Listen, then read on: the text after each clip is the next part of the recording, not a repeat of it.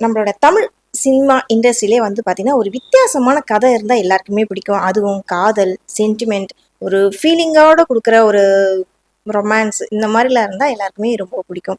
அதுலயும் வந்துட்டு அம்மா பையனுக்கான ஒரு பாசம், அப்பா பெண்ணுக்கான ஒரு பாசம், அண்ணன் தங்கைக்கான ஒரு பாசம், ஆ அக்கா தம்பிக்கான பாசம். இந்த மாரி பாசத்த வெளிக்கொண்டு காட்டுற படங்கள்லாம் இருந்தா வந்துட்டு, தமிழ் சினிமால அதுக்குன்னு ஒரு ரசிகர்கள் தனியாவே அதுக்குன்னு ஒரு ரசிகர்கள் இருப்பாங்க.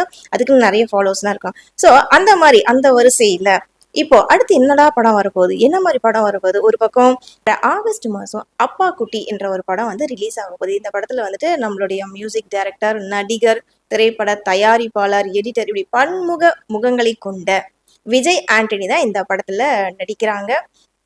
ஒரு பெண் குழந்தைக்கும் அப்பாவுக்கும் உள்ள ஒரு பாசத்தை எப்படி காட்டுறாங்க, அவங்களுக்குள்ள நடக்கிற ஒரு ஃபீலிங், ஒரு லவ், அப்பா மகளுக்கான ஒரு லவ், அதுக்கு இடையில தன்னை காத்து கொள்ளக்கூடிய மகளுக்காகவும் தன் என்ன மாதிரி பொறுப்பா இருக்கணும், அவங்களுக்கான பாதுகாப்பு என்ன கொடுக்கணுன்ற மாதிரி இந்த கதைக்களமும் தயாரிச்சிருக்காங்க.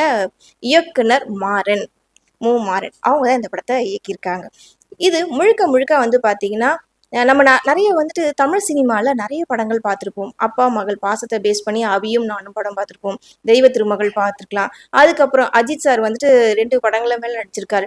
என்னை அறிந்தால் படமும் எடுத்துக்கலாம். அதுக்கப்புறம் நம்ம தளபதி விஜய் தெறி படத்தை எடுத்துக்கலாம். அதாவது அப்பா மகளுக்கான அந்த பாசம் என்ன, எல்லா குழந்தைங்க, ஒரு பெண் குழந்தைகள் வந்துட்டு அம்மா கிட்ட எந்த அளவுக்கு பாசமா இருக்காங்கன்றத விட ஒரு அப்பா கிட்ட ரொம்ப கம்ஃபர்ட் ஜோன்ல இருப்பாங்க.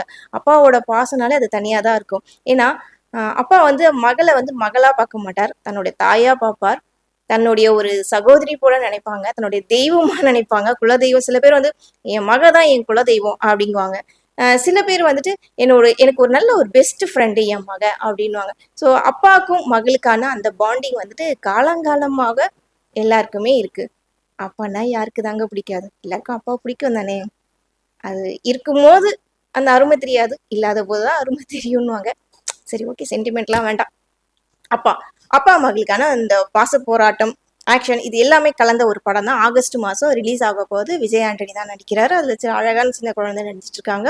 இதுல பலதரப்பட்ட நடிகர்கள் இந்த படத்துல நடிச்சிட்டு இருக்காங்க. இந்த படத்தை